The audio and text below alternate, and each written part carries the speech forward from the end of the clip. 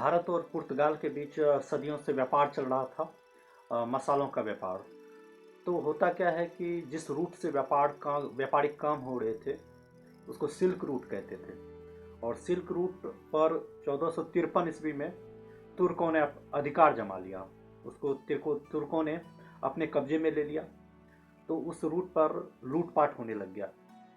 तो इसलिए वो रूट सेफ नहीं रहा। सेफ नहीं रहने के कारण वहाँ का जो राजा, पुर्तगाल का राजा इमैनुएल वन था, वह परेशान हो गया। उसने सोचा कि व्यापार कैसे होगा।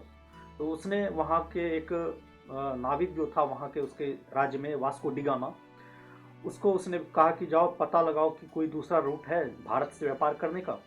तो उसने समुद्री मार्ग से उसने भारत की खोज की। भारत पहले से था लेकिन वो उस रूट को नहीं जानता था समुद्री मार्ग से। तो समुद्री मार्ग से वह भारत पहुंचता है और भारत के कालीकट पे उतरता है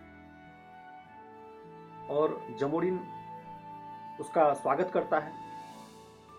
और जमोरिन के लिए वह कुछ सामान लेकर गया था, लेकिन वो सामान जमोरिन को पसंद नहीं आता है। और वहाँ पर जो गुजराती और अरबी व्यापारी थे वो भी उसका विरोध करते हैं, क्योंकि यदि पुर्तगाली वहाँ पहुँच जाएंगे तो उसका व्यापार ठप पड़ जाएगा। और वास्को डी गामा व्यापारिक एकाधिकार की बात करता था, तो उसको ठुकरा दिया गया। गुस्से से वह 1498 में भारत पहुंचा था और फिर वह 1499 में वापस अपने वास्को डी गामा पुर्तगाल पहुंच गया। और वह जाकर वहां राजा इमैनुएल से कहता है कि वहां मुझे व्यापार करने नहीं दिया जा रहा है। तब राजा इमैनुएल अपनी फोर्स के साथ उसे फिर से भारत भेजता है।